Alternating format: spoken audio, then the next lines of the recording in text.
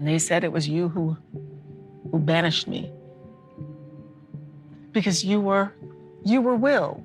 You were a kid. Welcome to Watch Mojo, and today we're counting down our picks for the top 20 TV cast feuds. And I can't be around this negative energy anymore. This is my big break and she is poisoning it. Poison. For this list, we're looking at notable reported quarrels between cast members of popular television shows. We won't be including feuds between actors and directors. Keep in mind that some of this is based on speculation and can't be 100% fact-checked. Did you know about any of these? Let us know in the comments below. Number 20. Vivian Vance and William Frawley. I Love Lucy. TV couples don't get much more iconic than Fred and Ethel Mertz. Do you see this smart Alex trying to unbutton my high-top shoes? Fred and Ethel often make fun of each other and have a pretty cold relationship, but they obviously love each other deep, deep down. Well, it seems actors Vivian Vance and William Frawley kept the making fun and cold relationship and left out the love. The altercation allegedly began when Vance expressed her displeasure regarding their age difference, as she was over 2 decades younger than him. Bill. Is she talking to me? Yeah. So she knows I'm here, she can see me?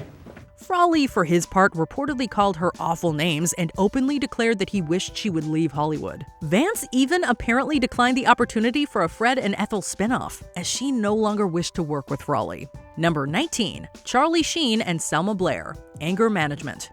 This FX comedy was a comeback of sorts for Charlie Sheen after his infamous firing from 2.5 Men. He stars as Charlie Goodson, an anger management consultant who has a physical relationship with his therapist, played by Selma Blair. Are you having a stroke? What the hell is going on? Come on, just go with it. You can be the therapist. While the two were passionate on screen, the reality could not have been more different. Blair reportedly took issue with Sheen's behavior, as he would often show up to set hours late. She's said to have voiced her concerns, and they got back to an irate Sheen. He, in turn, reportedly sent Blair some expletive-filled texts, and essentially got her fired from the show, though he has denied this is why she exited. Jenny and Selma you have. I would like to kind of mash those two up together and just do that, just kick them to the curb, you know? Number 18. Martin Lawrence and Tasha Campbell. Martin. It's amazing how often fictional couples actually hate each other. A popular sitcom from the 90s, Martin stars Martin Lawrence as DJ Martin Payne, among others. Payne's partner is Gina Waters, played by Tasha Campbell. However, Campbell exited when Martin was in its last season and went on to sue Lawrence for harassment and assault. I suggest you watch your voice, okay? Or watch your tone with me, okay? Her character was in turn written out of the sitcom. The case ended up being settled and Campbell came back for the series' conclusion, but she reportedly didn't have any contact with Lawrence either on or off screen. However, the two do seem to be on better terms now. Number 17. Penny Marshall and Cindy Williams. Laverne and Shirley. Happy Days spinoff Laverne and Shirley was one of the most popular sitcoms of the 70s and 80s. The titular characters were respectively played by Penny Marshall and Cindy Williams, both of whom received Golden Globe nominations. Wake up, come on. I mean, we have a chance for promotion, you lie there like a lump. I am a lump, and I'm proud of it. The recognition is nice, especially because they reportedly had to work hard to appear friendly. Williams was said to be jealous of Marshall getting the spotlight, and their working relationship turned hostile. Williams then became pregnant and exited the series in the 8th season. Her absence could certainly be felt, and Laverne and Shirley ended for good in 1983. Thankfully, though, the duo made up later on. Jump or die. You two get the hell out!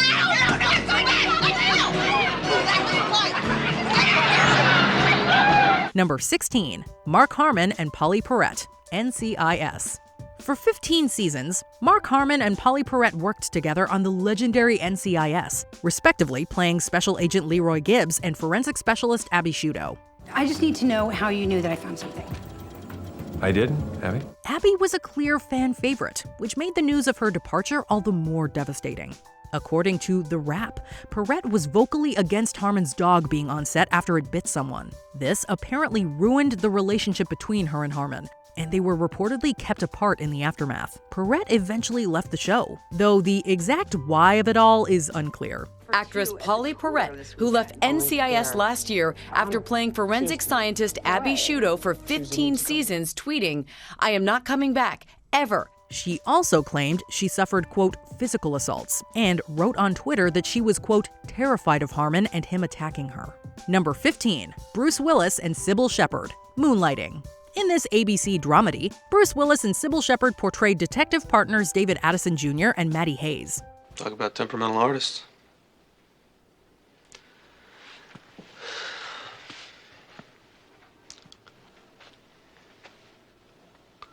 You're really upset about this, aren't you?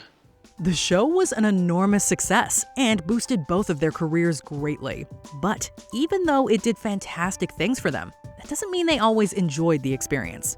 Shepard has revealed that the two were, quote, attracted to each other, and even made out on one occasion. But she has also repeatedly claimed that they argued all the time, even telling Entertainment Weekly that they, quote, hated each other.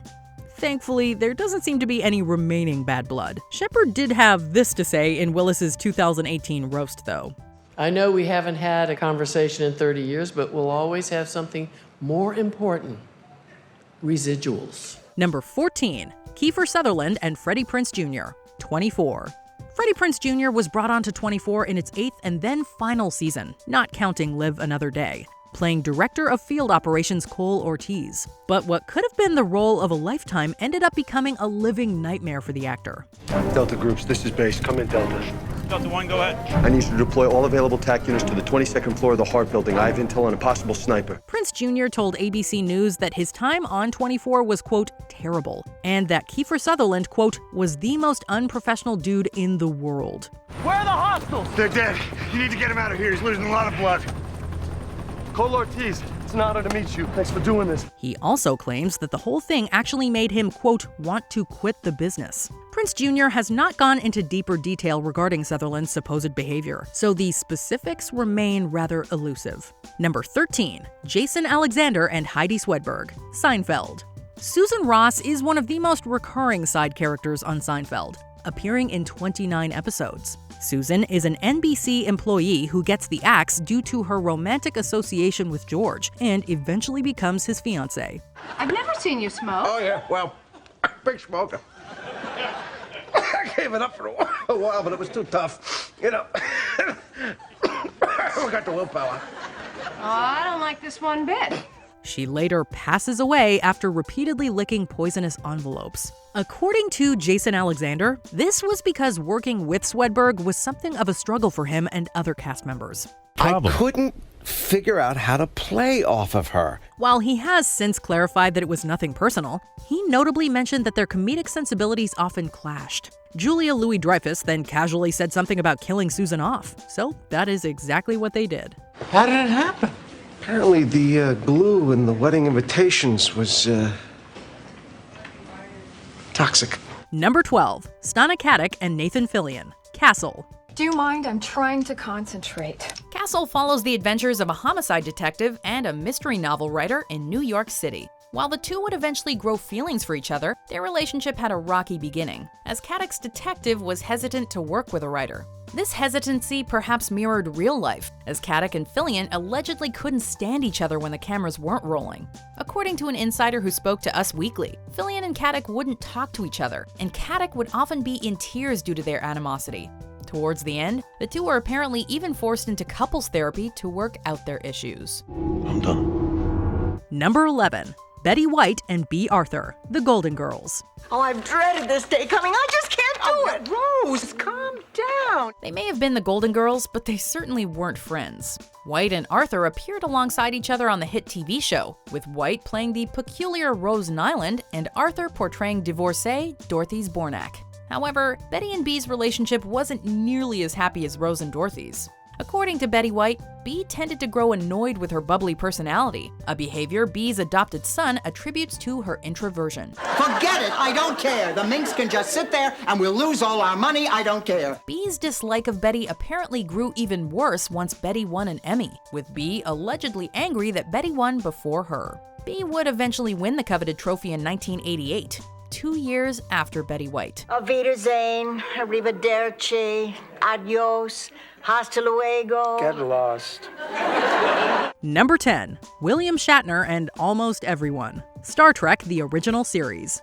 Star Trek is a legendary show. Now, let's make a show about the show because there are apparently some juicy stories there. It turns out there was some bickering going on while the cameras were not rolling, and star William Shatner was often in the crosshairs. It's been said that for a time, Shatner was jealous of the attention Leonard Nimoy was getting, and it seems the pair had ups and downs over time.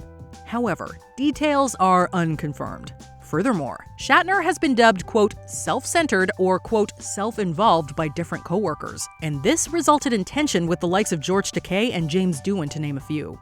Try rocking the ship. Full impulse power forward and back. Aye, aye, sir. Some feuds have since reportedly been quashed or tempered, while others, like the one with Takei, persist. Man, well shot. That was in the late 1960s. Apparently, Captain. So are we. Number 9. Andy Kaufman and everyone else. Taxi. I am glad I don't require medical assistance. Anyone who knows Andy Kaufman's style of humor knows that he made for an odd co-worker. Kaufman apparently only appeared in Taxi to financially advance his own independent career, and as such, seemingly didn't give a hoot about its production. And so, concessions were made to accommodate Kaufman's lack of interest. He would allegedly appear late on a regular basis, and he was disruptive, which angered Tony Danza. I thought he was disruptive, and I didn't understand why they catered to him. Kaufman also insisted that his alter ego, Tony Clifton, be given guest appearances. When they obliged, Kaufman as Clifton reportedly brought sex workers to set, caused mayhem, and acted belligerently, angering Judd Hirsch and Jeff Conaway.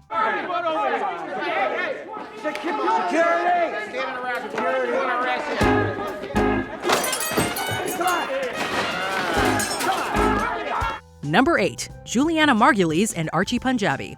The Good Wife. I've got some lighter ones around the corner.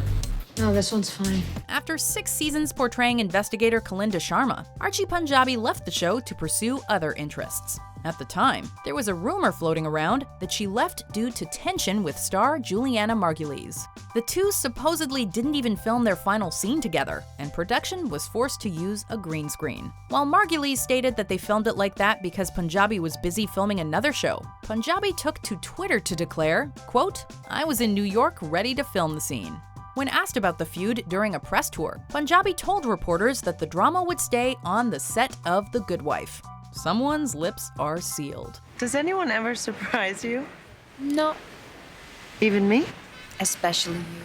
Number 7. Terry Hatcher and pretty much everyone. Desperate Housewives. I don't need an apology. I don't need anything from you. One of the 4 main stars of Desperate Housewives, Terry Hatcher portrayed the romantic Susan Mayer. Unfortunately for the rest of the cast, that meant lots of scenes and time with the actress, who allegedly was quite difficult.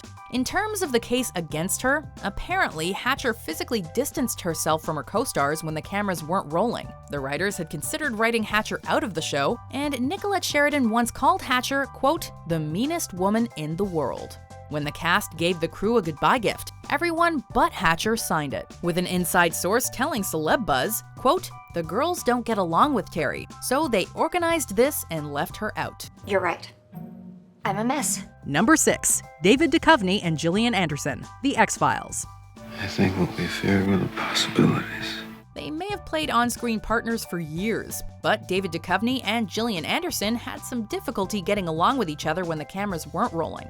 The alleged feud goes as far back as 1996, when Duchovny stated, quote, "We don't hang out. We are very wary of the fact that any moment the other can turn into a psychotic human being." A testament to their complicated dynamic, he's also referenced their strained relationship while simultaneously defending Anderson as an understanding and talented co-star. But is it so outlandish to believe that some legends are based on actual occurrences and not just ignorance? While their relationship isn't as black and white as some of the others, there's about a decade's worth of tabloids reports to substantiate the drama. Thankfully, the reunion seems to have gone smoother. It was all my fault, David. I'm so sorry. Number 5. Isaiah Washington and Patrick Dempsey. Grey's Anatomy. I was going to ask you.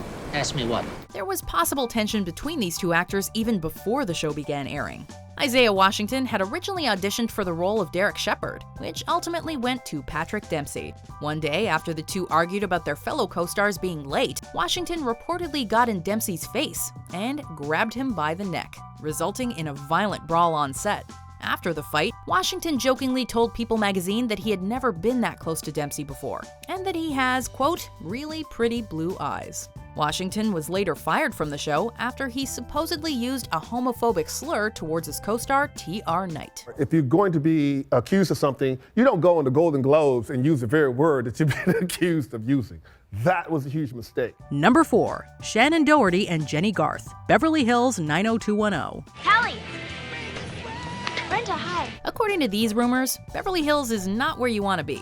While Shannon Doherty allegedly didn't get along with Alyssa Milano on the set of Charmed, her relationships with her Beverly Hills co-stars were seemingly even more toxic. Doherty had quite the reputation on set. A notoriously heavy partier, she was known for regularly showing up late. She would also apparently get into fights, both verbal and physical, with Jenny Garth, who has said that the two, quote, wanted to claw each other's eyes out. Doherty left 90210 after only 4 seasons. Who did Jenny fight with more, Shannon Doherty or Tiffany Amber Thiessen?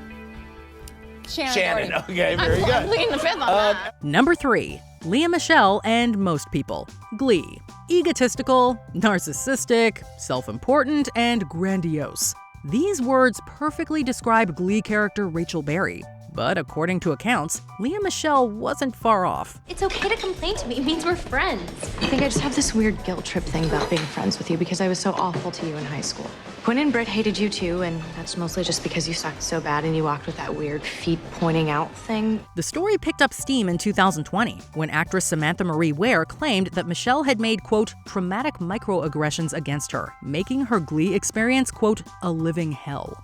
While some co-stars have come to Michelle's defense, others have corroborated Ware's claims over the years. Stars like Heather Morris have indeed claimed that Michelle treated others poorly. And the only person who was honest about it was Naya. The late Naya Rivera, for her part, even directly compared Michelle to Rachel in her 2016 book Sorry Not Sorry, claiming that, like her character, Michelle, quote, didn't like sharing the spotlight. Okay, I forgive you, and you just have to forgive yourself. Number 2. Janet Hubert and Will Smith, The Fresh Prince of Bel-Air. You are not going to MacArthur Park tonight. In fact, none of you are going to MacArthur Park tonight. If you'll recall, Aunt Viv was portrayed by 2 actresses over the course of the show, Janet Hubert and Daphne Maxwell Reid. Hubert left the show at the end of season 3 because she couldn't get along with the show's star Will Smith. Smith alleges that Hubert was jealous of his success and was nasty towards him as a result. Hubert says that Smith was often inappropriate on set, and long after her departure, continued to call him a, quote, egomaniac, among other things. Though she had stated her belief that she would never reconcile with Smith, the 2 actors reunited and did just that on HBO Max's The Fresh Prince of Bel-Air reunion. And I wasn't unprofessional on the set. I just stopped talking to everybody because I didn't know who to trust. Before we continue, be sure to subscribe to our channel and ring the bell to get notified about our latest videos. You have the option to be notified for occasional videos or all of them. If you're on your phone, make sure you go into your settings and switch on notifications. Number 1. Kim Cattrall and Sarah Jessica Parker, Sex and the City. Well, let's just say it. You won. Was there a contest? There were persistent rumors of fights on the set of Sex and the City during its production, and things finally came to an undeniable head in 2018 following the death of Cattrall's brother. After Parker gave her condolences, Cattrall took to Instagram to slam Parker, saying, quote, your continuous reaching out is a painful reminder of how cruel you really were then and now. Let me make this very clear. You are not my family. You are not my friend. This is on top of Cattrall telling Piers Morgan that they were never friends. Is that I think she could have been nicer. However, Cattrall will return to the Sex and the City universe for a cameo in And Just Like That, though she reportedly didn't interact with the rest of the cast. Stop. We already lost Samantha. I'm not losing anyone else. People are gone. Like in a second. You can disagree, but you can't leave. Did you enjoy this video? Check out these other clips from WatchMojo, and be sure to subscribe and ring the bell to be notified about our latest videos.